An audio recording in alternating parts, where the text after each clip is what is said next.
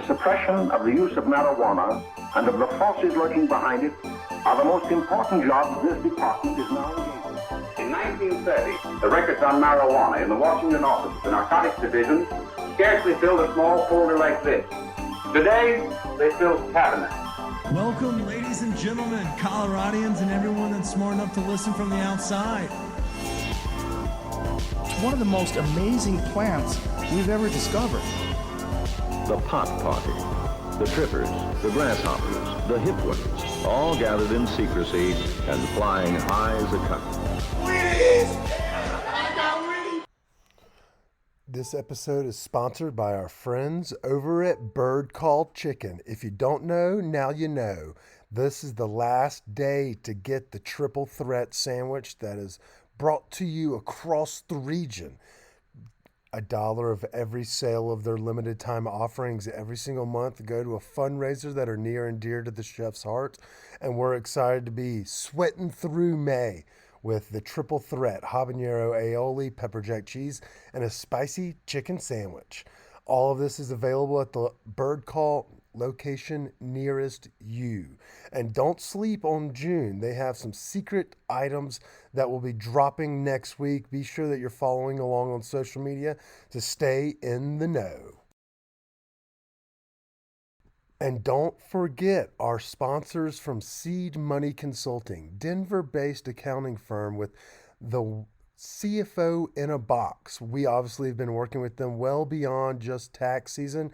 And if you are looking for someone to take a little bit off of your plate and help you get back to what you do best, why not look further than Seed Money Consulting?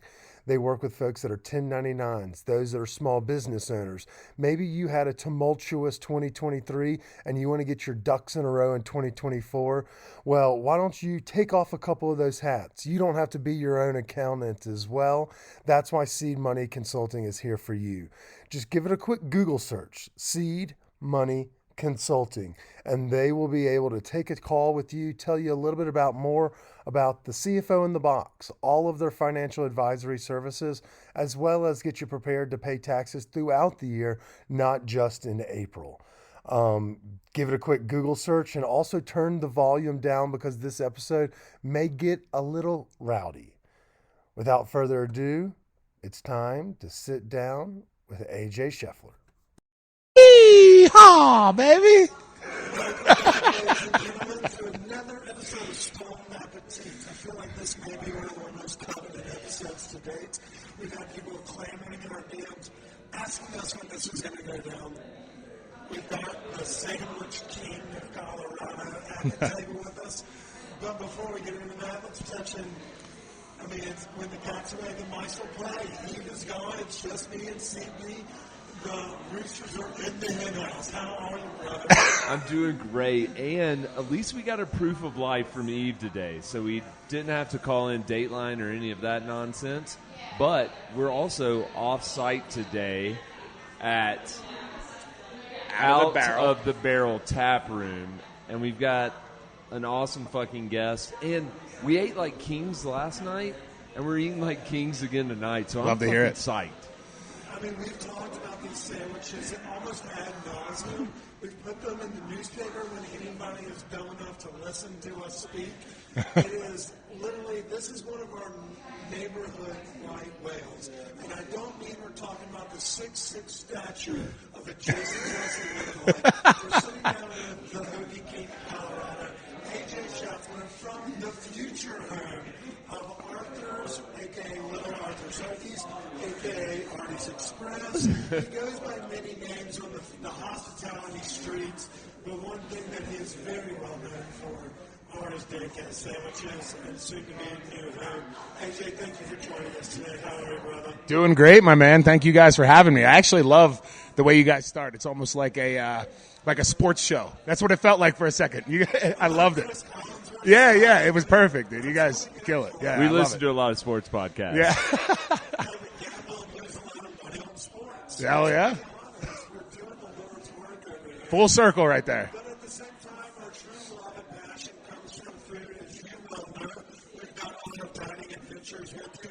We've covered your food escapades from the start during COVID as a soft launch, doing about your apartment in the Highlands, and here we are 4 years later, and you're about to find your steak in a genius fucking location.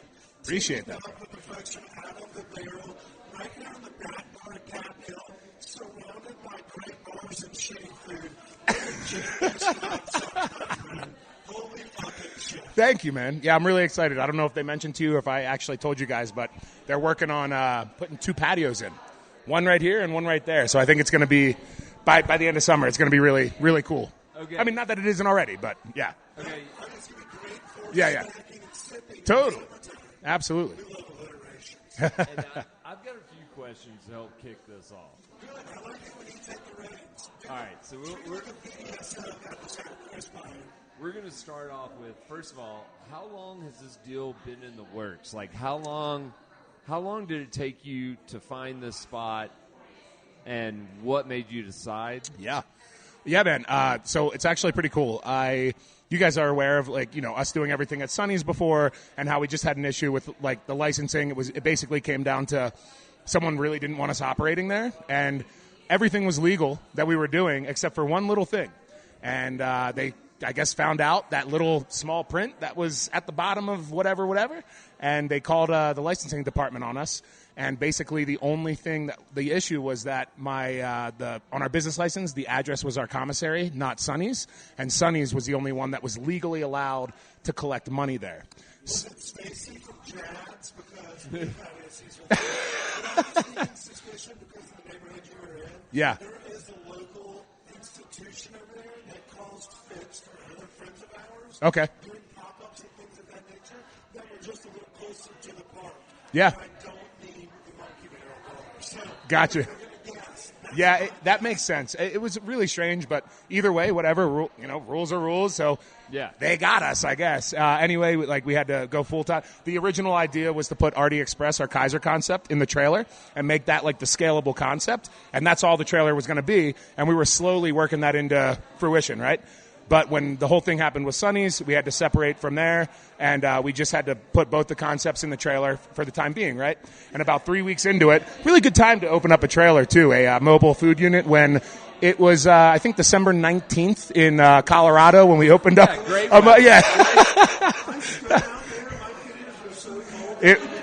Bro. Yeah. It was. You got to think about it. Pipes freeze and shit on those trucks. That's right where I was going next, dude. Yeah, so I found out we had to learn the hard way.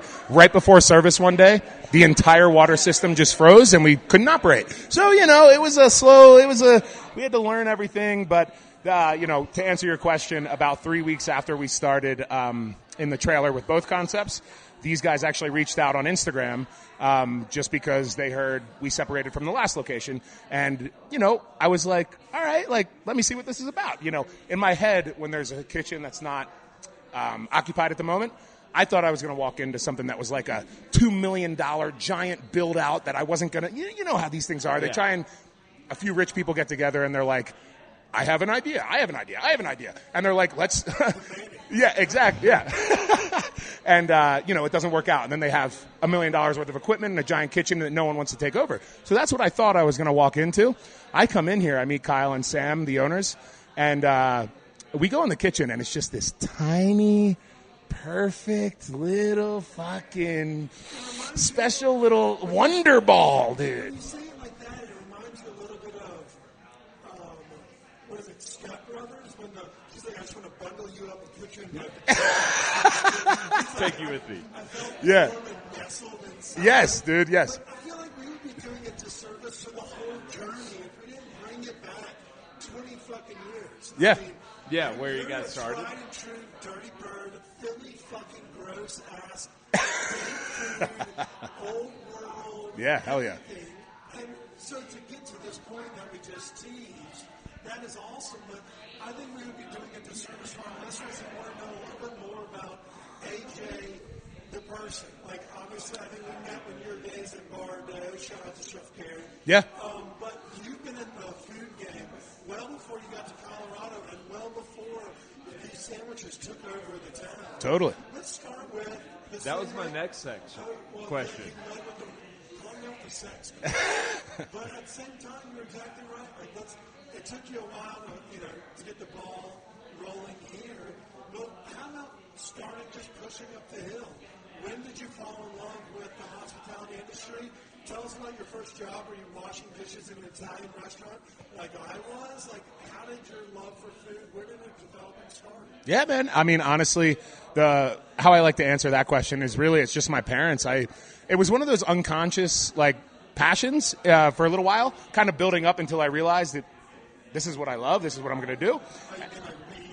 Absolutely. Were your parents, like, good cooks? Yeah, man. I mean, my parents, humble beginnings, man. My parents worked all the time and very blue collar, cooked every single day, every meal. A pizza night once a month on Fridays was like, dude, you know what I mean? I was like, yes, Dad, let's, if you ever got olives on it when I was a kid, I would like cry, because it was so special, right? Yeah. But like, that's, looking back at it, it's funny that I would cry about that, but I had home cooked meals, every other meal every day.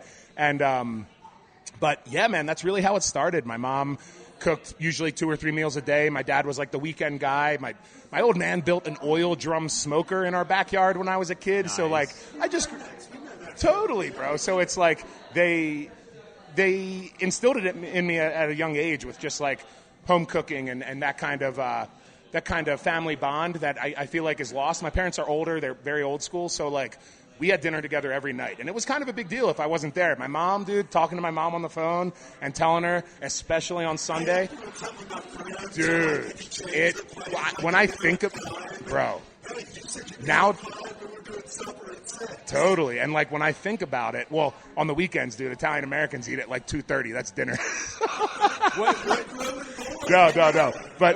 But what was your favorite meal, though, that your parents the first thing that comes to mind is, like, my mom's baked ziti on Sundays, bro. Like, my mom's baked ziti with just, like, a simple side salad, bro. My mom would make, like, iceberg lettuce with whatever, cucumbers and fucking a few radishes and just have some bottled dressing, right? And, like, it was perfect, Some balsamic vinegar. Nothing fancy, but, like, my mom's baked ziti. My dad would get like olive bread from. He had a phase where he was making bread for a little bit, but he would get like olive bread from a local Italian bakery. Yeah, exactly. Before it was a thing, and my mom would make like an iceberg salad, and just those things, man. Those things like simple, no frills, nothing fancy. That was good. Probably my favorite one. And like, of course, my dad's like smoking thing. Like my dad's ribs and all that are amazing, but there's just something very very near and dear to me about my mom cooking Sunday dinner, Nice. So did you work with her in the kitchen? Or was it oh, yeah, dude. So like we joke about it, like my first job was in a restaurant. Chris has got a long history. Everything from delivering pizzas to working in fine dining. But those early jobs that kind of mold your like work ethic, oftentimes there's like, get the fuck out of the house for the summer or off-season sports. Totally. Were you working at like the restaurant Packy or... Yeah, that's right. I know some Northeast terms, Chris. You didn't expect me to. I didn't. That's good. What was it like South Angelo's? Like you were helping roll dough or you were walking No. across the tables? Yeah, so... Where did you find the hospitality itch in addition to we know you love food? Yeah, man. So, besides my parents kind of instilling it in me and cooking with my mom, like we were saying, I was the guy that was just there to wait till my mom turned her back so I could grab some of that whole milk mozzarella. Come on, you guys know. Just be like, oh, yeah, Mom, for sure. Snag a few. So we make the joke. I grew up in Mississippi where it was just like chain restaurants. What we would consider Three Margaritas was our Mexican restaurant. Yeah. Pizza Hut. But on nights when we cooked, Tuesdays is tacos, Wednesdays meal. Yeah. My mom was like, if Kip was helping cook, we would have half of the taco meat because he would just spoon feed himself as it's going along. Yep. So I know that feeling of Totally. sneaking a snack, but were they like, get your ass out of our kitchen, go work for somebody else? Because you're in a food-rich community that even Andy Frasco has said, sleeper, one of the best food cities Philly, in America. yeah. So like, That's a fact. was entrenched in the scene beyond the kitchen. No, yeah. So I was always like very like physical labor jobs when I was a kid. So like I started, yeah.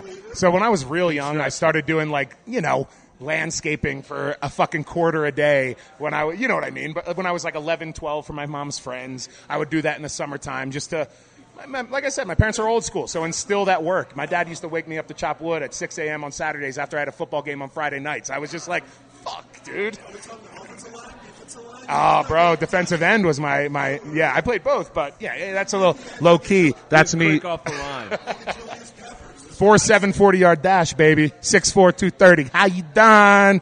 Dude. That's a monster coming at you. Yeah, but just getting back to your question, the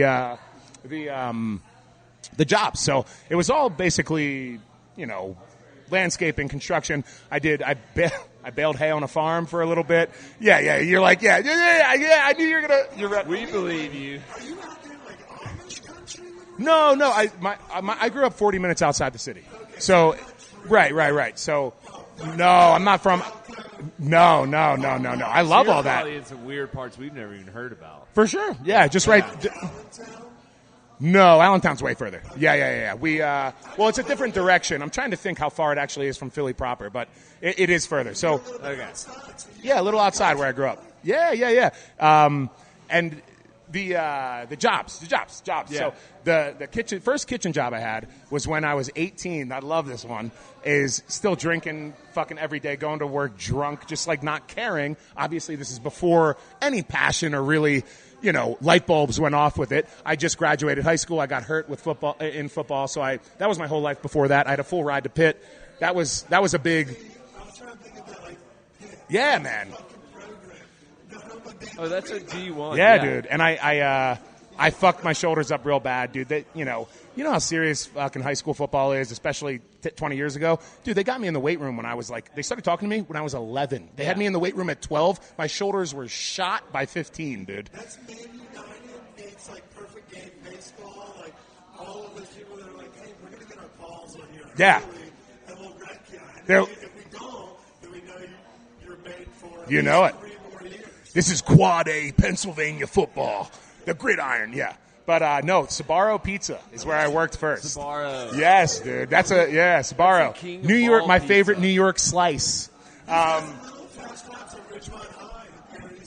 Yeah, dude. Well, it's hilarious because I used to just show up drunk there in the morning, and I did a great job. Checks but out. bro, I'm talking Vladimir vodka drunk, like 18-year-old who can buy the $10 handle. Yeah, and that was my first kitchen job, and I loved making pizzas, even though I didn't really know what the fuck, if I liked what I was doing. It was all about, girls partying, hanging out back then. So I knew that I loved making, totally, that 18 to 20, when you're just I'm not in college, I'm going to fucking party at my friends' colleges and be able to show up to work, and that's that's it. Yeah. Exactly. While you're figuring it out, right? So I worked at a Sbarro, and I knew that I loved making pizzas.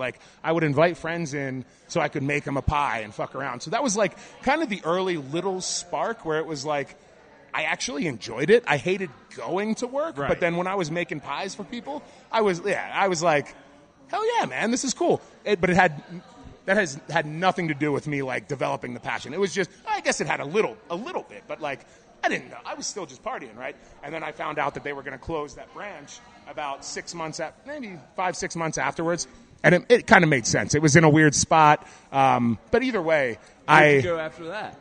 After that, I'm trying to remember the exact timeline. So I was still 18. I think I ended up.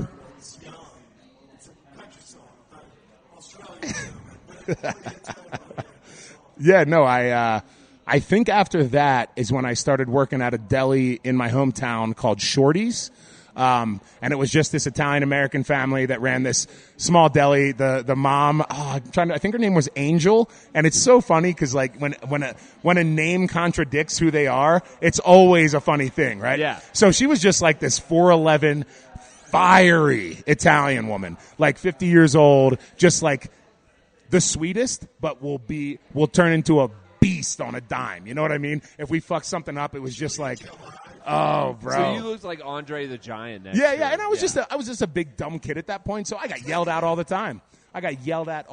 Dude. And I remember a specific time where I was slicing the tavern ham. You know that shit that's just a bunch of deboned fucking ground scraps that they put into a terrine mold and then they call it tavern ham. I was slicing tavern ham and it slipped because it's so goddamn wet with what they package it in, and I'll never forget this moment. I think I still have the scar right here. I was slicing, bro, zipped my skin off in the middle of a rush. Angel was the devil about it, bro. I was just bleeding all over a slicer. We had to throw away an entire tavern fucking ham. It was, yeah. It probably cost them $1 and a nickel, dude. But no, that's a very distinct memory I have there is how I like hurt myself and they were like, fuck you. You know what I mean? Like, this is and no, I actually love that family, but just learning about the industry and learning the intense organized chaos of service. No hate to Shorties. That was just, it was the fucking heat of the moment. It was like, get off the line. We got to scrub this down, throw this away. It was, and they took care of me, by the way. I'm not trying to talk shit. I actually love the family, but yeah. It just, yeah. Yeah, get in the back, clean that up, let's go. Yeah, totally. Right. But you're navigating things like a small a real introduction into the industry. Totally. You moved yourself west, obviously found your calling in working in Italian dining and kitchen. Yeah, man. So Navigating the high scene in what we consider an incestual community. Like everyone kind of dips and bobs, knows everybody. And then you end up splitting it off. How was the process of working your way through your 20s and then finding your home here in Colorado? yeah, man. So right after that deli stint I had, I basically went back into construction because I was always it was all construction and food, right? But like I do now, I've always looked at my ADHD, my extreme ADHD, where my dad would find me lifting weights at 3 a.m. and be like, "Son, are you on steroids?" I have so much fucking energy. Juicing. Yeah, dude. You know what I mean? It's like I used to work when I was 19 until, now I would work 7 days a week. So I got a 5-day-a-week concrete masonry job, residential, the hardest fucking job you could really ever have physically. Just 400-pound wheelbarrows, just like throwing them around. And then on the weekends, you're going to love this one. On Saturdays and Sundays for about a year, I worked at Red Robin while I was doing construction. So Gourmet burgers. Yeah, bro. Exactly, bro. God, I bet. How many burgers do you think you put down?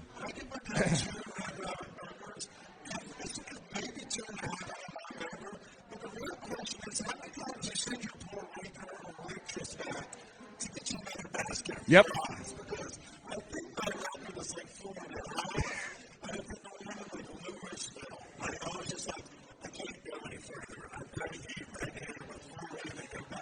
Yeah.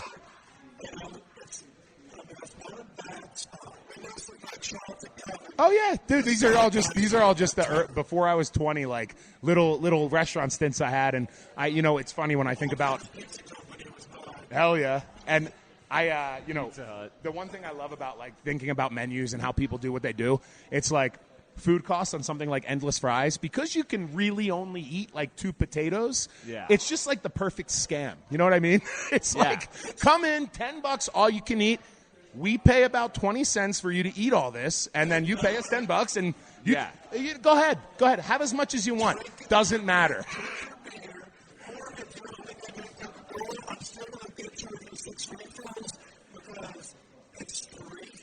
They get you somehow. And it's no hate. They're going to get you somehow. It's like, although the 50-cent wing night wouldn't live today. Nope. Dude, do you remember back when they had 10 cent? I remember you could pay $10 like all-you-can-eat wings. That's no that joke. Was just disgusting. Bro, they were Philly spots. My dad and I used to go into the city. He had, he grew up.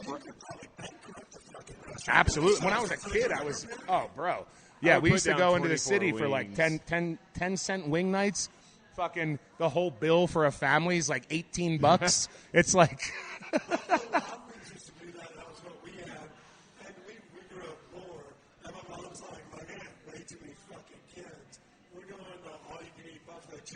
Oh, hell yeah.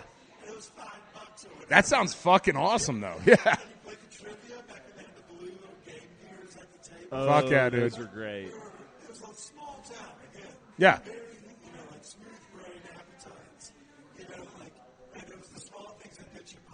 Totally. You persevered through all Yeah. And found yourself on the other side making gourmet sandwiches. Hey, man, and you know what? That's with the what's it called? Red Robin. I think I'm trying to remember the exact scenario here, but I think that was the last food job I had before I found myself. I had another construction job, and then I found myself where I developed my passion and worked for my first mentor and fell in love with everything. And that's right before. Yeah, Who's when I that was. mentor? So I have a few like I'd say I have like three mentors. My first mentor was a guy named Bobby Marchesano, who I was a 21-year-old kid I'd love when to I meet first. that You would. Joe Pesci just bro. came to my mind for some reason. He's a. The new episode of Tires, the guys that run the shop next door. I still got to watch it. You're gonna fuck them up. Yeah, Shane's the man. Yeah. It's literally Valley Forge, Fitzway. Oh, I didn't realize. That's awesome. You were about to say, I used to fucking bale hay right there. Yeah. It is. Yeah, man. So, Bobby in Doylestown, a town right outside where I grew up, a little closer to Philly. He was one of the owners of a place called Maxwell's on Main Street. So this is kind of cool. I originally got hired there to be a bouncer because I was out one night and the owners were like, this is back when I was still like pretty athletic too. They were like, hey man, You want to work the door? yeah, how about $20 to $25 an hour cash, 15 years ago almost, to just stand at our door and kick people out when we ask you to. These are like New York dudes. They were awesome. I love those guys. Brian and Nate, shout out to those guys. I fucking love Maxwell's on Main Street.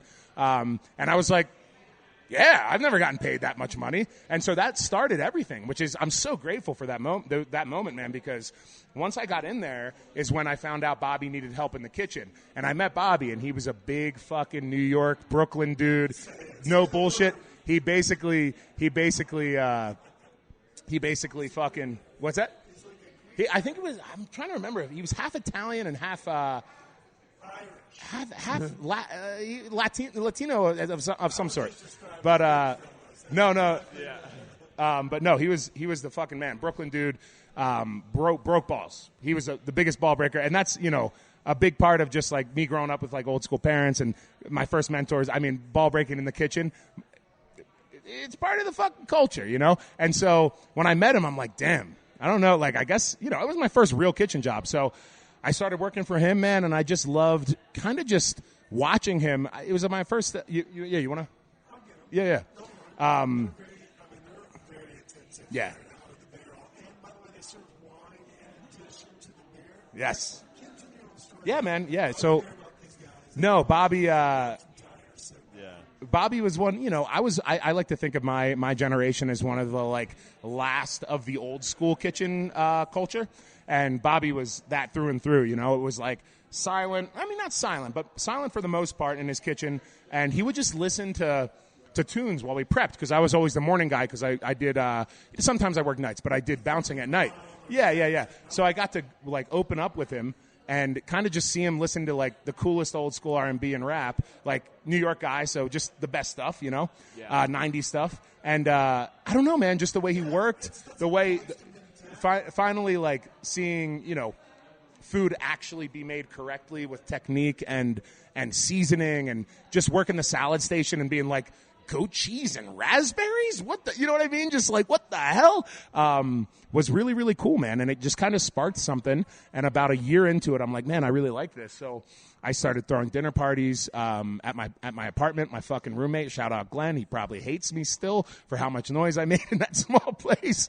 But yeah, man, that kind of sparked everything. And then about 2 years in to doing that, I've always been scared of like that stagnant feeling when I feel like I'm not progressing. So like 2 years into it, when I'm like, 22 or 23 at the time, and I'm sitting bouncing at night and working my kitchen job where, they're giving me raises here and there. But I was just like, man, I love this. Something. I need to start learning more and just keep progressing. And I've always had that feeling in life. It's like if I don't feel like I'm progressing or things feel stale, stagnant, it's like, move, keep pushing, go next thing or whatever, push forward. And so I decided to start staging, staging, if people don't know what that means, it means working for free in Philadelphia. I basically just did my research on the newest, highest rated restaurants in Philadelphia and South Philadelphia, and all the Italian restaurants. And I would reach out by email to the chefs if they had it on their website. And I would just say, hey, I want to come down on my day off this week and work for free and just kind of trail you and learn what you guys do.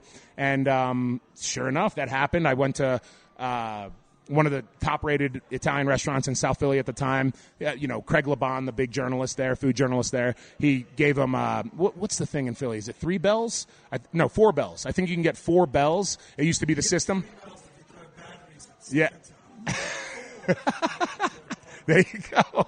And, yeah, man, I used to just, go in. I had no idea what I was really doing. I'm coming from, a gastropub that I learned a lot, but, now I'm in a new world. And I would just learn from the cooks, and then eventually the chef, he would go into, it was a row home turned into a restaurant, like most Philly restaurants, and or like a lot of them.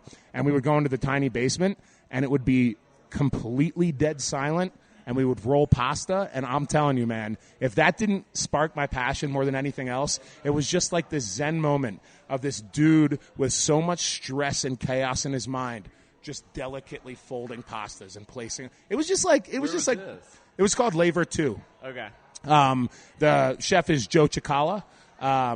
He might not even remember me. It was like people got stages all the time back then. He might. I have no idea. But yeah, I mean, the guy was awesome. He let me come in. There was one time, I'll tell you, I sliced the fuck out of him. There were 2 times I sliced my finger on a slicer. Bro, I just brought up, we talked both times. The 2 times I sliced my thumb on his slicer, and he was like, oh, fuck, you don't work for me, and you just fucking damn near cut your thumb joint off. And he was like, wait right here, put pressure on this. He ran to CVS. He got me that, gunpowder shit that makes you stop bleeding.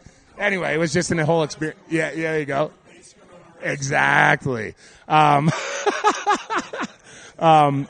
it wasn't that big of a deal, but anyway, that was just part of the story. But I went there, I staged a bunch, and then eventually I found out that a restaurant called Amis was hiring. That's one of Mark Vetri's restaurants, and that guy's awesome. He's the man, dude. He's just such a good dude.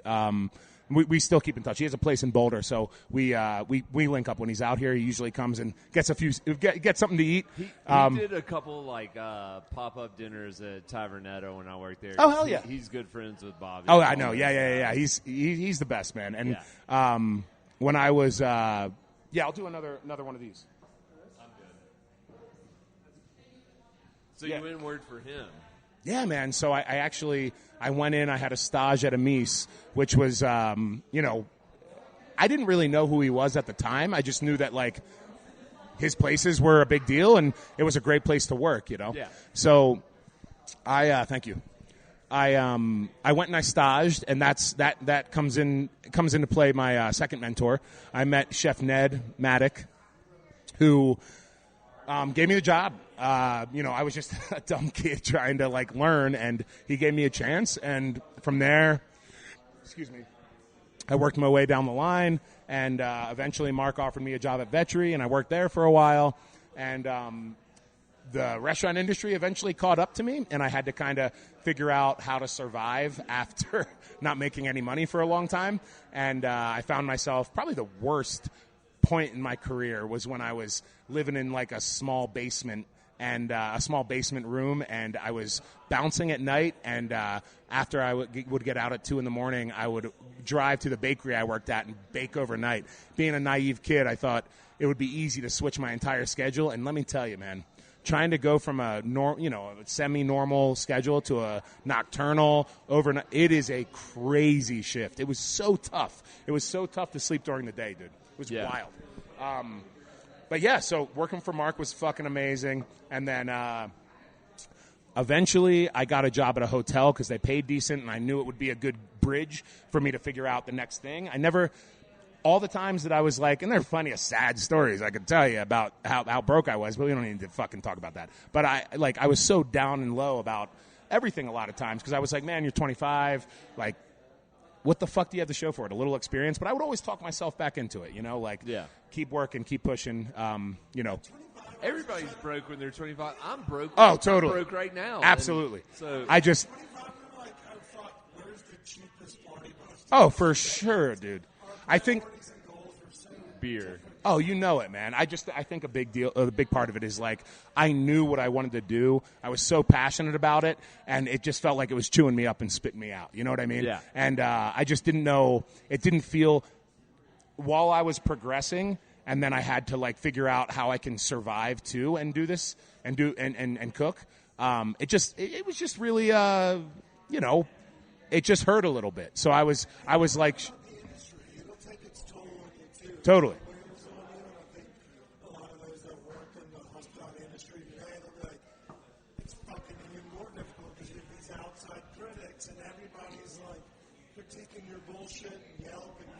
Isn't that so funny how it's like? But even in addition to the hours and the lack of appreciation you deserve, Right. just for like people just don't get it. Right. They haven't been there. So Well, food is so accessible to the normal person that they feel like everyone feels like they can have like some sort of voice on it. You know what I mean? Even as bad as like some of the hard times or the days where it like really sucks and you're like, why the fuck am I in this industry? Like I hate everything. Like I hate this fucking person. I hate those fucking people. Like the next day you come back to it, it's like, oh, this is fucking great. Yeah, like yeah. I met some nice guys, Bro, love this shit. And one thing- like it keeps you. It's a cycle. You gotta sleep on it, Chefy. You gotta sleep on it, Chefy. Yeah. 6 a.m. to 6 p.m. Okay, so you did the hotel thing, Yeah. So and then how'd you make yeah. your So way that's out here? that bridges right into that. So I was working at the hotel, and I was shitting where I eat, so to speak. I was dating someone I worked with, and we were dating. Everybody shits where they eat in the restaurant industry when you're young. When you're young, it happens. You have to. It's your whole life. Yeah. You're working so much that if you're not dating someone that you work And with, it's so easy when you a just new person comes in. You're like, Yeah. oh, they don't even know. They don't even know. yeah. It's like, oh yeah, that weird line chef pulls the hot tail from the front of the house, and then there's that one guy that preys on the new person. Chris. Yeah. Fucking manager who's trying to expedite. You're like, just get the fuck out of the way. Yes, dude. Like, it's so that movie resonated a lot with me when it dropped. Obviously, it was like Van Wilder reincarnated in a restaurant, but it was exactly that. Like that was our experience going through that. So Totally. shitting on where you eat in this paraphrasing the conversation. So did you get fired? No. It was just, it was actually worse. It was worse. I decided after dating someone for 11 months that her job opportunity to switch to Maui, Hawaii with the Hyatt, it would be a good idea for me to tag along. So after How old were you? Like I was 26 at the time. Yeah, great idea. Yeah. But I will side note, I will say this. I had never left the Philadelphia area really in my life besides to go to the Jersey Shore. I know that's the most Philly thing you ever heard. And one time when I was a kid before you...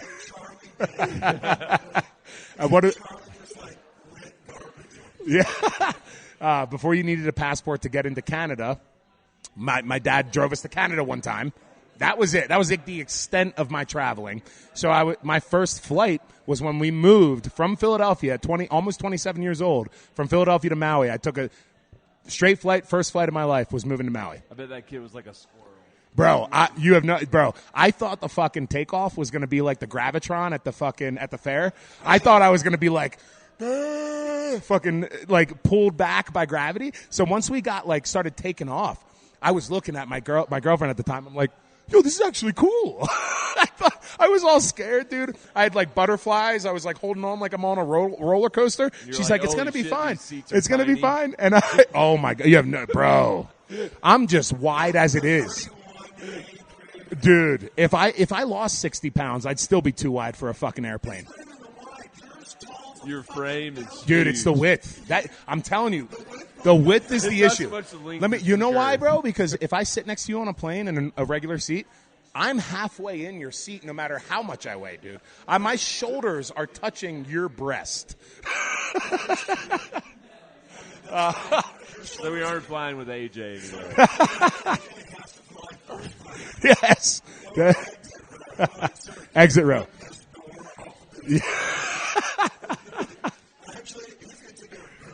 Yeah, yeah. You got us, right? You'll save us? Okay, so you get to Maui. Get to Maui. When does this crash and burn happen? At Maui. Yes, brother. I like to say that Maui was a beautiful experience for about, I would say in the year and a half I was there were about 6 days that were great. Was it island fever? And the problem was this, man. No. It was basically, that we were dating. We weren't seeing eye to eye most of the time while we were there. Very different people, and she never wanted to do anything, dude. Like she never wanted to go out. She never wanted to explore. She never wanted to do anything. So I was just working in a kitchen that was 100 degrees and 80% humidity. 60% of my body was sweat rash. Living in a 420 square foot studio apartment with a fucking shower that was like a coffin, dude. If they didn't have one of those fucking shower heads, that I would have never been able to fucking wash myself, dude. I swear to God, it was a garage. You got it detached. No joke, a detachable one.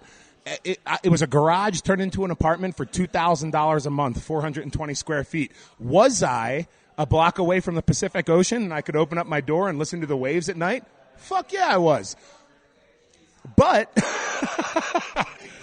yes, but I was a bit, we don't have to go down that route. Let's just put it this way, dude. I was from the mainland trying to be the manager of a kitchen of all locals. They didn't like that. It was really tough. I felt like it was just sabotage basically for a year and a half. I would say after a year, I gained some of their respect. They started being nice to me. I might have made one friend in a year and a half. But I will say the days that I got to barbecue at the beach and, at least there was one day I really remember well. That's probably my brightest memory was when some of the locals that I worked with actually told me about a secret spot that they don't share with everyone, and it was a guava field in this abandoned. What was it? What's that? I bet we could figure out a way to. I would, dude. We should smoke out of a guava. But it was an abandoned golf course, and there were still walking paths through it, and they just told me to walk down, whatever amount. And eventually it opens up into a giant guava field where they should have been ripe at that time of year. I swear to God, dude, I finally got to that opening, and it was just bright yellow ripe guavas just falling for as far as you could see. I must have picked 200 of them and just gave them out to people. Went to my lady's work at the time, gave them out to everyone there. We made guava coffee cake. Anyway, that was the cool shit I got to do there. And the road to Hana and going to the beach, that was cool. I was just with the wrong person, and work sucked, man. I mean, I was working at what's considered one of the nicest spots on Maui, but that's not really saying much when the only industry is tourism, because we did 500 covers a night. You can't really do anything intricate, personal. Yeah, you're pumping. Bro. Yeah, 90 ribeyes out of a broiler that you're working with the most chingon line cook you've ever seen. This guy's spinning in circles and somehow pulling just the timing in his brain to just medium rare, rare. Well done. It was fucking wild. Yeah. I mean.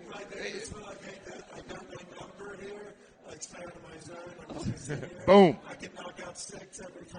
Hell yeah. Yeah, it was wild, man. It was fucking crazy. How long were you in Hawaii for? A year and a half. Okay, and then you came to Colorado? Yeah, and then we both actually decided it just wasn't working out with work. Yeah. Were you still a couple? Yes, dude. You know how stupid you are in your 20s. Yeah. And we both were not enjoying work really, and it's a bad place for someone with an entrepreneurial mindset like me to go and try and create and be creative, because it's just numbers there. When you're doing $30,000 a night as a restaurant, they don't give a fuck what you want to. They don't care about what you want to add to the menu. Exactly. Yeah. And it's people plan these. Absolutely, bro. And this isn't a hotel, but it is tourism like that, right? So.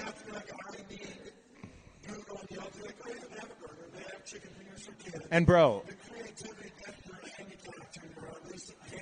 You know it. And you got to go through X amount of people just to even suggest something on the menu.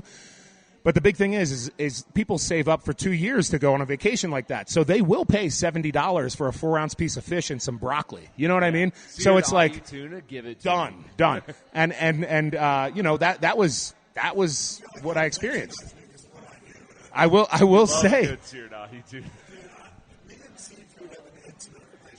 I know. Well, Mississippi, I can imagine. That's south, dude. That's southern in you, bro. They love the seafood down there, man. So basically, what year did you move out here? 2018.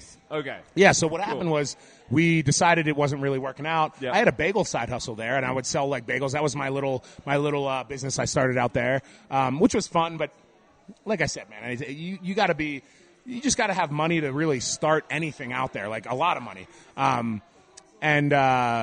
We decided to kind of visit a few places and decided to move west since we never really lived anywhere out there. And we were kind of between Portland, Seattle, San Francisco, L.A., or Denver. We were just like, I don't know, they all sound cool. Let's check them out. First place we decided to go was Denver. And in May of 2018, we came out to visit, and I swear to God, dudes, I got off that plane. I checked the weather. It was 85 degrees and 8% humidity. Coming from tropical humidity and the humidity northeast, I fucking got off the plane, and I looked at my girlfriend at the time, and I was like, this is it. This is it. I was like, there's nothing that could ever beat this. I'm a big dog. Like, fucking,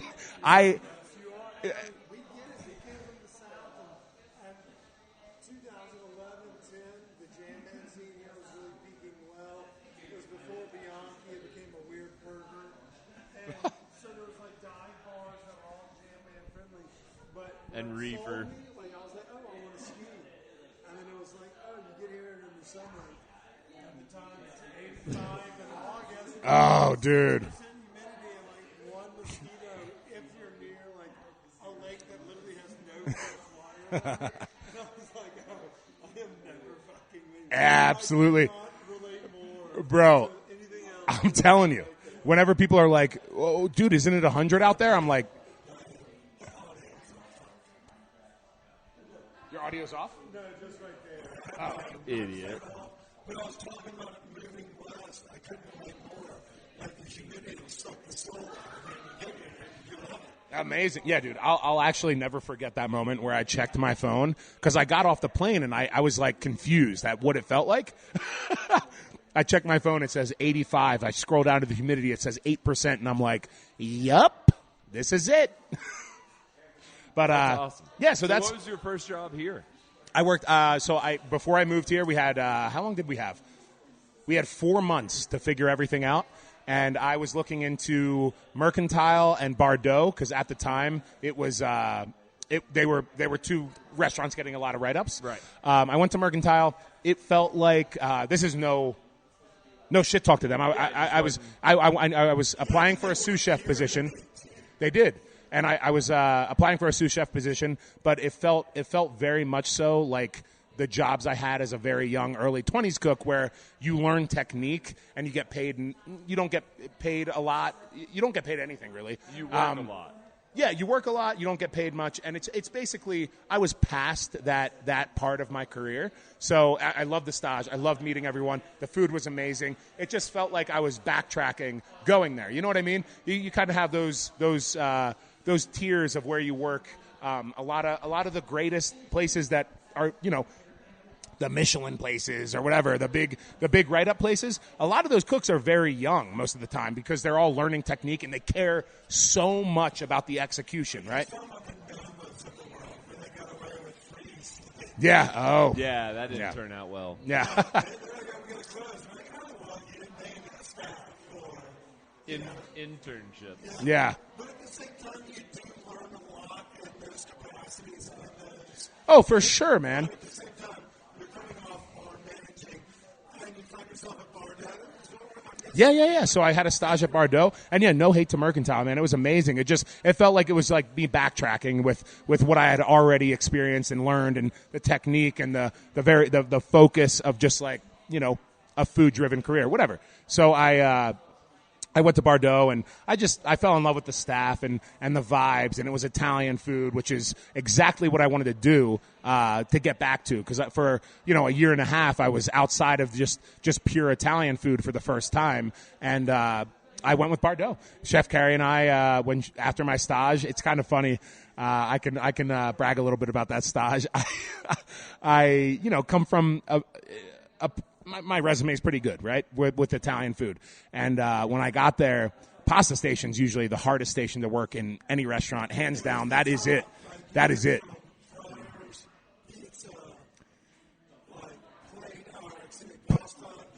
When it's a fresh pasta station where you have to cook the pasta, time it out with all your pan sauces, and have 25 fired at once, it is the hardest station in any kitchen.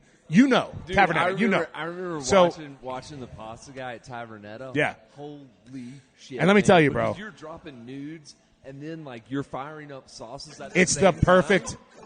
Yeah, and then if you... Bro, for an athletic person with ADHD, it's the best station you could ever imagine. Also, you get bro, to I was taste just... a lot.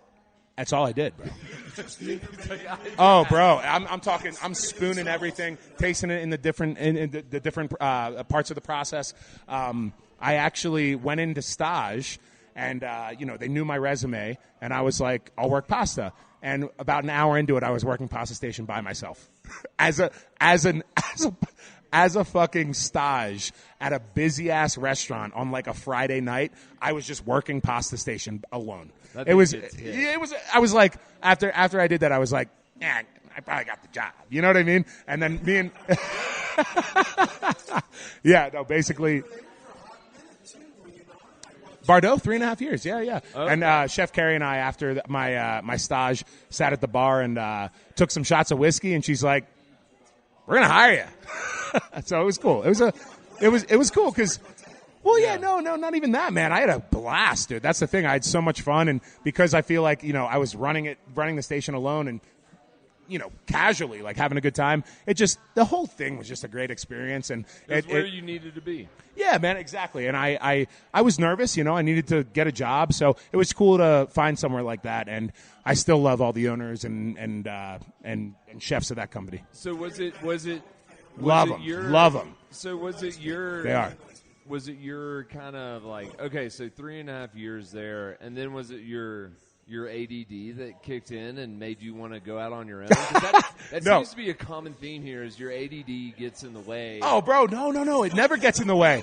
No. I play to my strengths, bro. And one of those strengths is organized, complete, wild chaos.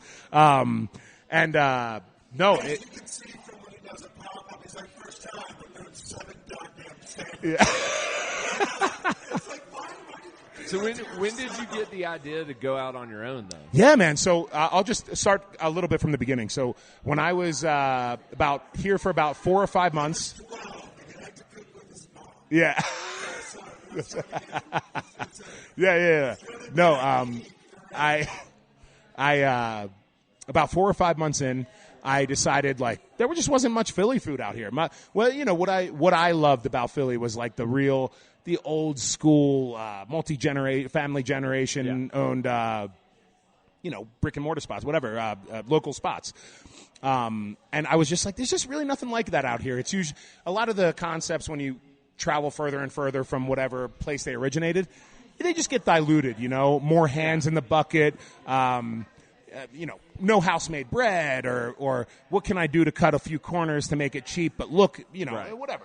And I was like, you know what, let's try this out, man. I'll make some bread and put together some cheesesteaks that, I love, that come from that are reminiscent of what I love, and see what happens. So in the beginning, it was just I only knew people I worked with. So it was like, all right, 5 to 10, let's sell a few of those to friends. And then the next week, it was like friends of friends, and the list just grew, man. And eventually, it got to like over 100 people that I would personally text a menu to. Not a chain. I just thought the personal aspect of it, which I still believe to this day, it's one of those like philosophies of this industries, of starting a business in this industry for me is like food is a family-oriented, it's cooking food. It's a family-oriented thing.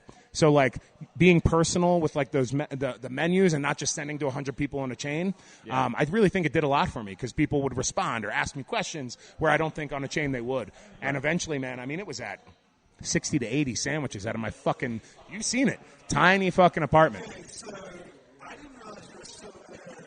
It's a low-ceiling apartment, and when I came to just do the house documentary, actually we were just doing a lunch tour together.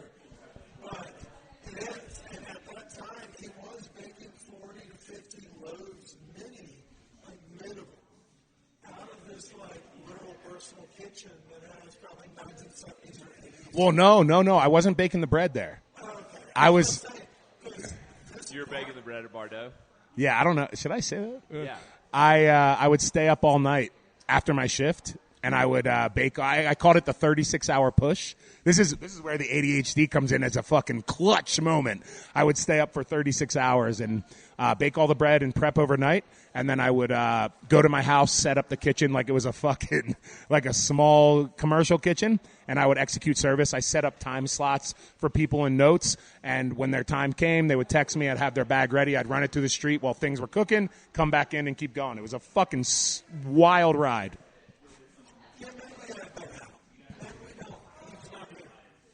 Wait, yeah, what? I mean, what are they gonna do about him keeping?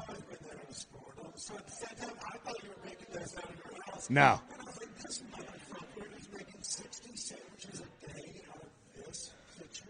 Oh, I would make them all there. Bake the bread was at Bardot. Yeah. You can't get in trouble for that. We're all good. So obviously it's taken off since the days of COVID, and you found yourself here at home. But there was a long kind of hiatus. I think some of those things were like, so people like, oh, what's he going to do next? And you brought out the Kaiser rolls. Yep. Those rumors have it that you're going to start doing a little bit of a pizza situation here in the new location. Let's talk a little bit about what folks can expect. Everybody knows your lineage. You have a very strong track record in the community with serving up baked sandwiches that are easily 2 meals of slack. But you're going to expand the menu. We're going to turn it, pivot a little bit. What are we doing here? Yeah, man. Different price points. Yeah, so basically, you guys already know it's like 5 years after a restaurant opened, or even just 5 years after another 5, every 5 years most restaurants like to reset. Things change. The artistic vision changes. Things just change, right? You redo what it looks like in your dining room. You change the menu a little bit, whatever. And since we just hit 5 years of me doing this, which is fucking nuts for me to even fathom that 2.5 years full time and 5 years since my first pop up, kind of crazy. I was just like, all right, I think it's time to. This was a few months, early 2024, when I was just kind of like, yeah, we should kind of. Once we started talking to the Out of the Barrel guys, like reset, rethink, and basically do the more mature version of what Little Arthur's has been. And what that meant to me was I've always wanted to serve pizzas. Pizza was like my first love, And yeah, shout out Samara. Shout out across the world. Shout out the 555 Hive deal at Domino's, 1998. How you done?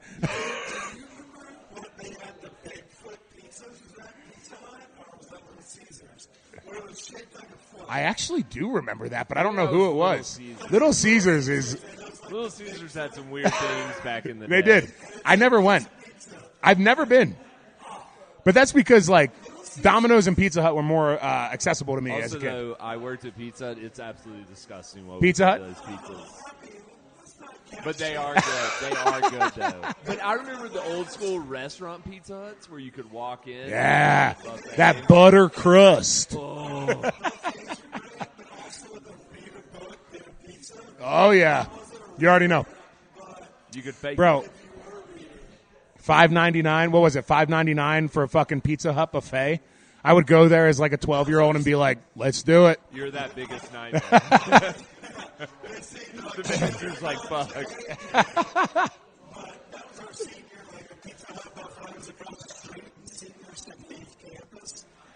So that's where we would go. We digress. So good. So good. Oh, my God.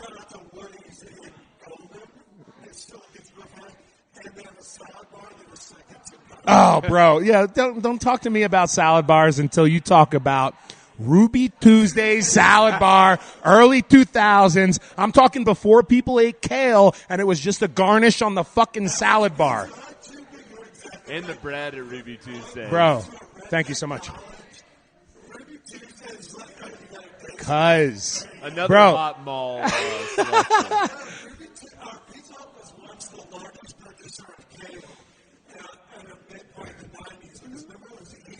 Yep. The banquet dish. We're going to take this super green and throw it all over this aluminum. Bro, you telling me? Yes! The bacon bits, bro. The real bacon bits. And the fucking ladle and the creamy dressings, dude. Oh, is that cheddar cheese? Okay. The Thousand Island is great.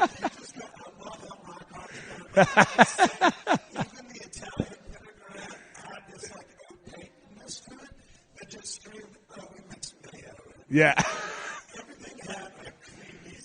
You know it. And like the bacon bits, like you said, bro, you're remembering them just like me, dude. They just, yeah. Are there? Yep. Is Ruby Tuesdays? I remember when O'Charlie's came out with those rolls, though, because O'Charlie's was a big hitter down south on Sundays. I don't know Charlie's. What's Charlie's? Oh, Charlie's. But their rolls were good. Hell yeah. Cool. Pizzas. Yeah, pizzas. All right, we got off track. Pizzas. Yeah, man. So I don't even. Who is Eve, dude? Our producer. Oh, okay, She's cool. out of town. Okay, cool. Well, I think it's funny. 25-minute episodes, Yeah. but when we're alone, we just don't do that. So I love that. At this spot, It's funny because you keep mentioning Eve, and I almost think it's like someone that doesn't exist, but they do. she may not. She's in bear country, so You guys are like, well, Eve would hate that, and you look at each other. I'm like, I don't believe that Eve exists.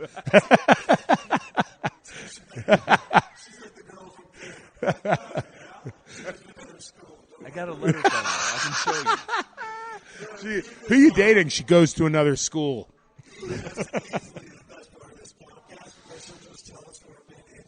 Hell yeah.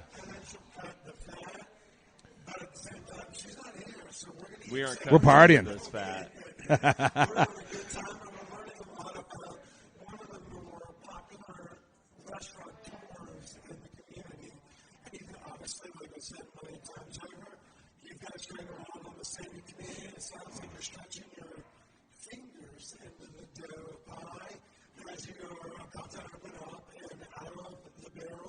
Yeah. Yeah, man. So pizza's always been what I kind of wanted to always, I always wanted to start a pizzeria. It's just kind of funny how things sometimes in life don't go the way you picture them, right? You're going down the right path, but they don't go the exact way you picture, right? So like, I always wanted to start my pizza brand, and it just so happened that I was able to make a lot of bread and sell sandwiches a lot easier than it would have been for me to sell pizzas out of my place. So it just kind of, right. So now things come full circle, and I have a chance to make pizzas again. So I'm so excited. We're going to kind of switch off the pre-order from the sandwiches to, I knew you hated it. I knew he hated it. I know this guy hated it. I think, Yeah. well, bro, Uncle Carmine, dude, Uncle fucking Carmine. I love that. He's my family to me, dude.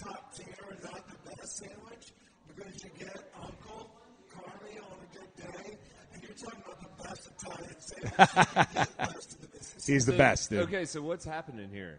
So you're doing away with pre-orders. Yeah. Okay. Yeah. I mean, pre-orders for pizza. That's the idea. So we're only going to be able to make 40 or 50 a night. So we're going to make that pre-order. That's something you can share with multiple people. And then we're shooting for probably a 20-inch pie. And then, yeah. What kind of real quick though, what kind of like style of pie do you? So I know that's kind of a yeah, weird, man. loaded We're going question. for like what's reminiscent to me of like a New York or Northeast style pizza, but we're utilizing. Yeah. It's crispy, light, and balanced is really what we want to do. And then I'm going to utilize all ingredients that are the goal is to have everything on the pizza DOP imported from like really special places in Italy. You know, a lot of over the years, you know, that we've had pizza in this country, it's all great, but things have kind of come away from where they originated, right? You want quality ingredients. Yeah, man. I just want it to be something that's basically what you get anywhere else, but just from the real ingredients that aren't diluted or corners are cut to make it a little cheaper, and there's nothing wrong with that. It's just a different thing, and I think it'll resonate with people. I think people will really like it. Just talked about the cheaper options, and we're talking about a little higher grade, but I think that is the elephant in the room. With you going to a more fluid system, do we see a little bit more of a price break on these sandwiches? Will the pizzas be in the same approachability as the competitors in the local? No, they're going to be the most expensive pizzas in the fucking city. I don't care. Yeah, bro. Dude, Yeah. I love you for that because number one, like if you're using the quality ingredients that you say they are, Yeah. that you are, then like you can't help yourself. Like get the fuck out of here. Yeah, I mean, it's really just, to me, this is like my artistic expression, right? So, like, I don't give a fuck what people think, to be honest. I just create things I love that I think are special. They're and still then, eating them. Right. And it's like, if it resonates with people and it works for the business, cool. If it doesn't, I'll do something else. You know what I mean? It really is. That's really how I look at it. And I just cost things the way they have to cost to run a business, you know? Especially a business that makes all the bread and does all that. I mean, our operation's 5 a.m. to 10 p.m. every day, dude. It's insane to even say it out loud, right? Yeah. But I mean, I get it, but Yeah. that is the elephant in the room. You know? Yeah. It can't be one sandwich can be two meals. Right. So But it's like you have to almost parse it out a little bit. So, like, I wasn't sure you're like, oh, no, we're going top tier. Oh, yeah. So for pizzas, we're talking they're probably going to be between it's hard to really say right now until I actually cost them. But, right. Oh, dude. Yeah, we're talking between 30 and 40 for a pie. And that can feed like 2 to 4 people. Exactly. Yeah, 2 people so- would be like 2 of me getting very full. And I'm a large man. So that's a great price for a pizza. I agree, man. And it's like I said, guys, you have no idea what my DMs look like with trolls and restricted accounts over the past 3 years. It's so funny how many people. Dude, people don't know about the labor. They don't know about the labor, and bro, you should see some of the nasty messages I get. It's like, you okay, dude? Like, it's wild. yourself? But the best part. Sandwiches. It sounds like you're stupid cunt. This place is so much better than all of those. Yeah. Yeah. I'm not pissing your cherry. It's so wild. It's so funny. Like I said before, it's like food is so accessible to the normal to people that like they all think they can have this like crazy opinion about everything. It's like I'm trying to run a business too, man. I can't sell 12 ounces of ribeye for $12 like the place down the street you grew up from 30 years ago. It's like, well, you're not even worth answering, you know? And it's bro, you know what I just did for 5 years? It depends. Dude, it depends on how you look at it. For 5 years, I sold a 12-ounce ribeye, hand broken down and shaved, about a half a roasted onion, a quarter pound of cheese, and a fresh baked roll for $28. Is that a bad price or is that the best deal in town? I mean, it depends on how you fucking look at it. See, when you put it that way, it's easy to understand. Like, yeah, that's actually a good price. Yeah, like, it's wild. Get the fuck out of here, people. It makes like it's not like an everyday sandwich. Obviously, we're not talking Jimmy John's because of all of those things you just right, said. and it's okay. It's almost like, hey, if I only see AJ once a month, the brisket, fucking. I can't wait to try that. Yeah. And I mean, the Italian tickles my pickle, but what I fell in love was when you were doing those pop-ups, and they were still, it's not like he's changed the price drastically. They were still $25. The buffalo chicken. Oh my. That is a good one. I remember you loved that one. I forgot about that. But you have to pick your kind of battles and like what's Right. 150 times over. What can we expect in the new stuff? Will we see a variety? Are we talking Absolutely. Get a half sandwich. No halves. So these we completely. So actually, I love that you guys are asking this right now because I'm going to hit you with some facts. You're looking at the new smaller sandwiches, but you didn't realize it because they're still full to the brim, and we just dialed down the roll size a little bit, and now the new price point, just a little. Kind of like those potato chip bags where they have less and less potato chips in them, but the bag stays the same size. It's called shrinkflation. No, hey, we're not lying. No, bro. No, bro. Same size, just smaller. No, guys. These are cheaper though. I don't know if you realize these were almost $10 cheaper than the old sandwiches. Do you guys realize that? I don't even know. They look the same size. Please, dude, I gotta get that on film so we can put it on a commercial. No. So it used to be an American Wit. Thank you, brother. I appreciate it. And dude, that's all locally crafted fucking charcuterie. That's. So you're. Are you sure it's $14.75? Last time I went there, I feel like I paid $21 for a big Italian. Oh, okay. Gotcha. Maybe I got it loaded up. I don't know. I might have gotten chips. I don't fucking remember, but. Right. Yeah, man. So now what we do is basically, our American with the ribeye, American cheese, onions on our fresh baked roll. It used to be $28, 12 ounces of ribeye, quarter pound of cheese, half a roasted onion, and a fresh baked roll, right? Try and get that less than $80 anywhere else. But now we dialed down the size a little bit, about by a third, and now the cheesesteak starts at $18 for 8 ounces of shaved ribeye. And fried onions on our fresh baked roll, little smaller, right? But now you choose what you want on it, and then you pay for that. So it's like, there you go. Hey, Barrel, it's not like I don't think about. It's not like I don't think about this every second of the day. Oh no, I don't care.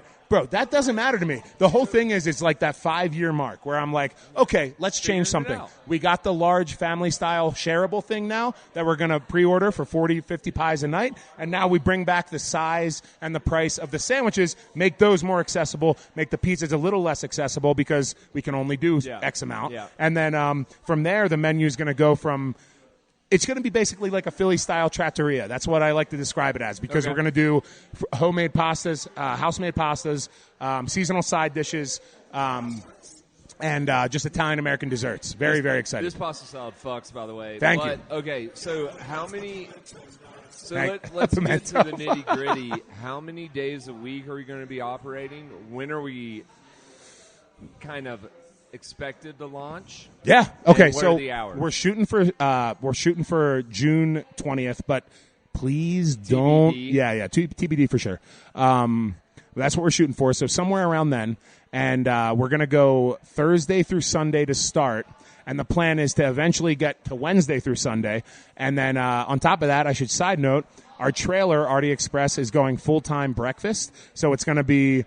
Kaiser breakfast sandwiches. We're going to get a fryer on there, so house-cut fries. And guess what, baby? We're bringing pork roll to town. Chris is from Jersey. Oh! Uh-oh, he's from North Jersey? I'm not from fucking Jersey. Oh. I'm from Alabama. Oh, yeah, you just said fucking the South. No. I'll tell you what it is, bro, and I hope you get some hate in your DMs for this. The brand is Taylor. On the on the Taylor pork roll pack, it says Taylor brand pork roll. You tell me what it is. What's a pork roll? Is it like a pig in the blanket?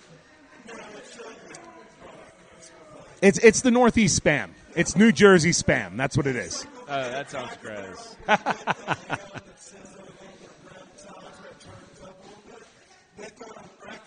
I do love a Kaiser. Fuck yeah! And we're about to. I hope people hear this because We're about to roll that out this Saturday, baby.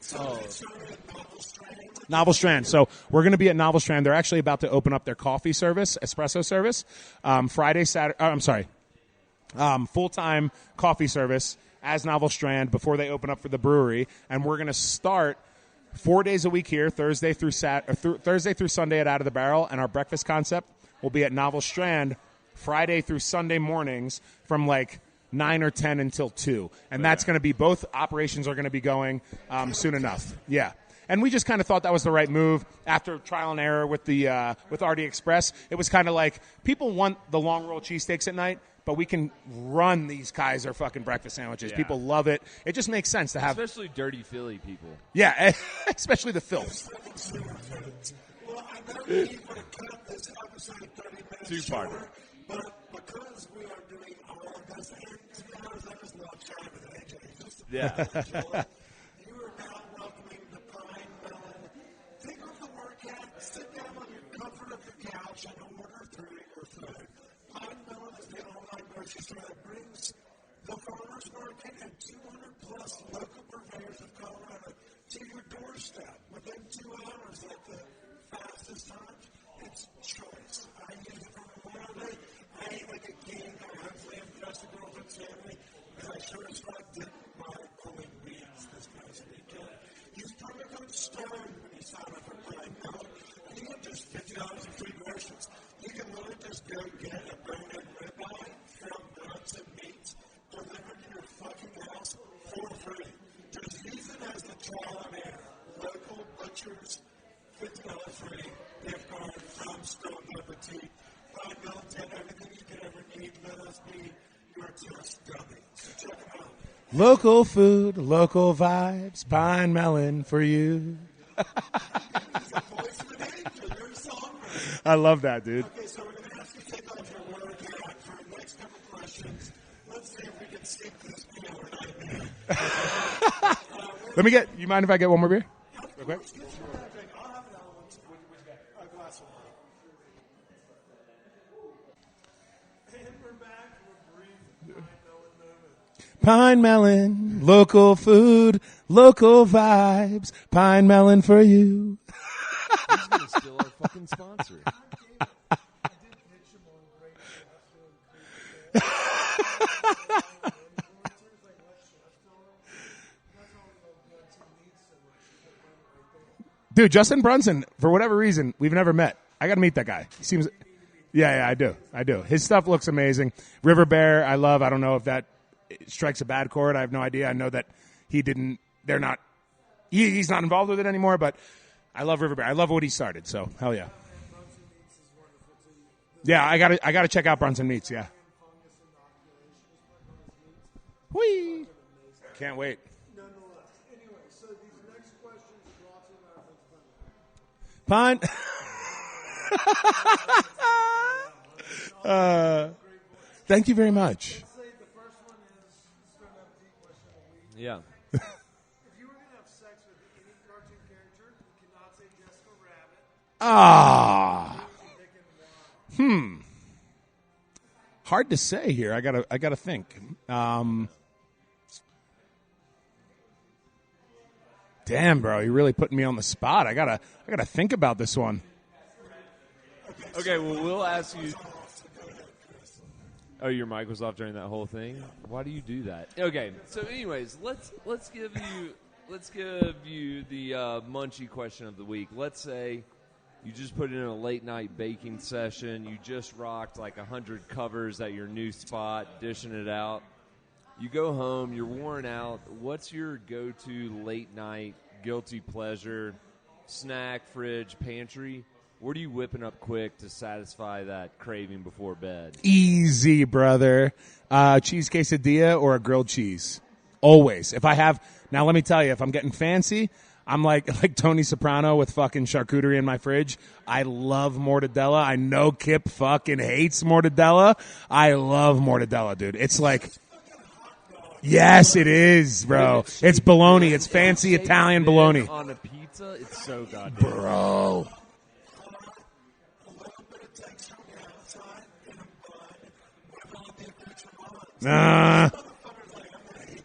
Yes, bro. Either hot or cold or on All right. So but you're- grilled so you're- cheese, Yeah. quesadilla, cheese quesadilla is just a go-to. By itself, with sauce, whatever, it's just perfect. You can make one in 3 minutes. I fucking love it. Texturally, flavor-wise, love it. Shout out Zab's hot sauce. I fucking love Zab's hot sauce. First hot sauce I've ever tried that I finished the whole bottle within a few weeks. I fucking love Zab's. I put it on that shit every night when I have that. When it comes to, like, let's say you're not craving something savory, what are you hitting for a sweet tooth late at night? Sweet tooth, man, if I don't have anything like classically sweet, like ice cream or cake, obviously if I have ice cream, like Cannolis. fuck yeah. Oh, bro, I love that. But this might throw you off a little bit. I'm a big time peanut butter guy. So if you just give me 2 spoonfuls of peanut butter when I'm feeling like something sweet, I'm good.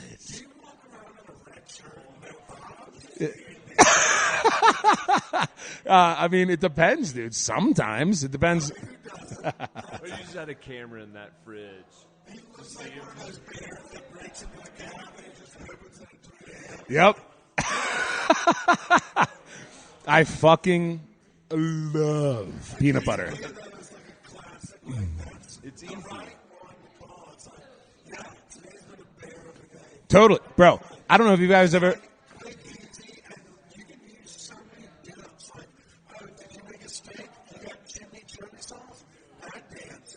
Yep. Tub of sour cream. Yup. Dude. Totally. Just like the quick things that I love, like, a nice grilled cheese. And, dude, if we got that mortadella, a little more hot mortadella and cheese, and bro, and just, yeah. No way.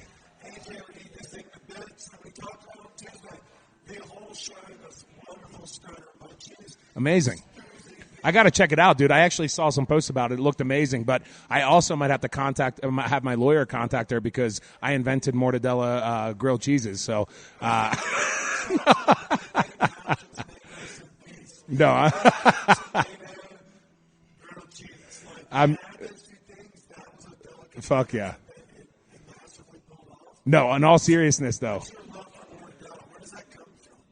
Dude, because I made so much of it when I worked for Mark back in the day. I actually was part of the team that made the largest mortadella ever made, ever, before the Italians fucking destroyed our record. But I made a 280-pound mortadella one time where we I know you guys are like, what the fuck is happening?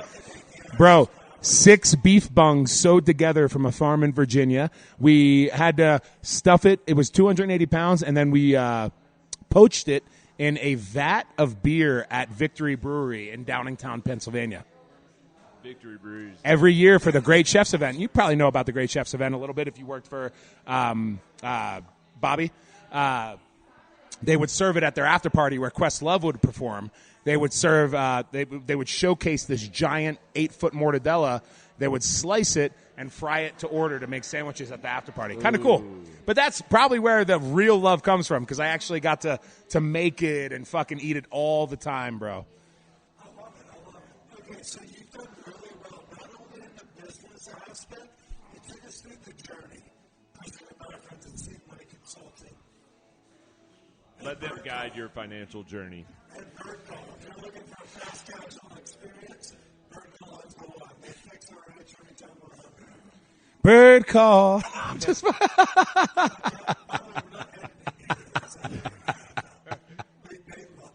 I love it too. I don't care. This is the last question. You've been a hell of a trip. Thanks for your patience. Thank you for the snacks. Of course. Obviously, you're very well tuned with some of yours, but this brisket is calling to me, so I'm going to call it after this. All right. This is the get to know you question. If we were, let's say, sitting at an Italian restaurant, what would the appetizer that would best describe you be on that menu? Old school Italian. And you can't say mortadella. Escarole and white bean, so scarole and fagioli, or, bro, clams casino. It's so hard for me to really say. Well, that's what the question's about. Yeah, Clams Casino fucking up there, but I would say escarole and white beans, man. Little scarole and fajol, dude. Greens and beans, baby. People underestimate the power of those beans. They do. Like white beans? Well, a lot of people don't understand that you can make something vegan, escarole and white beans is a totally vegan dish until you introduce cheese to it. Yeah. So it's like this creamy, hearty stew type thing. And when you try it, you'd have no idea, but it's, bro.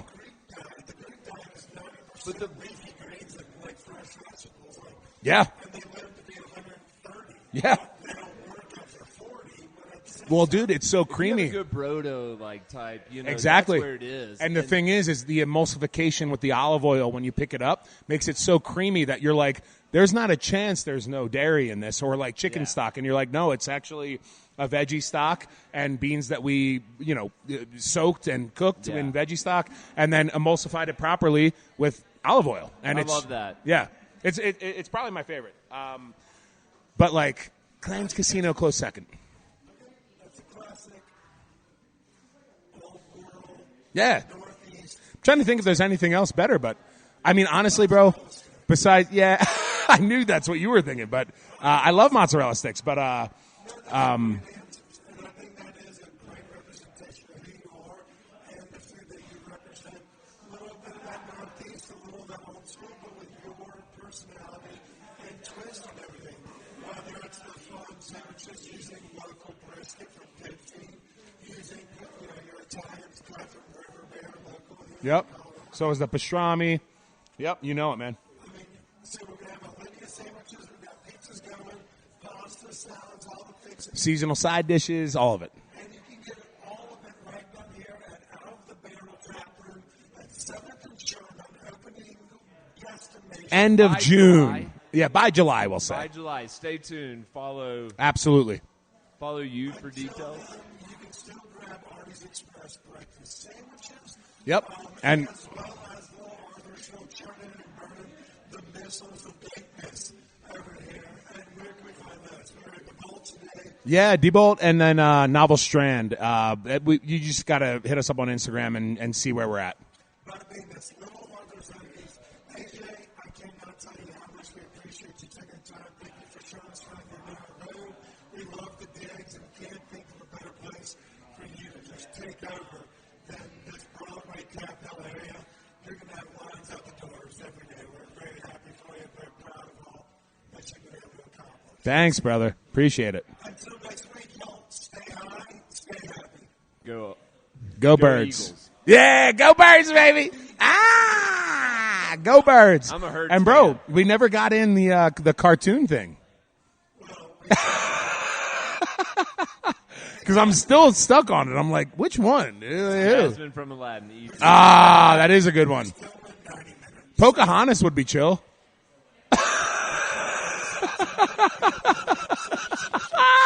Dude. Pocahontas would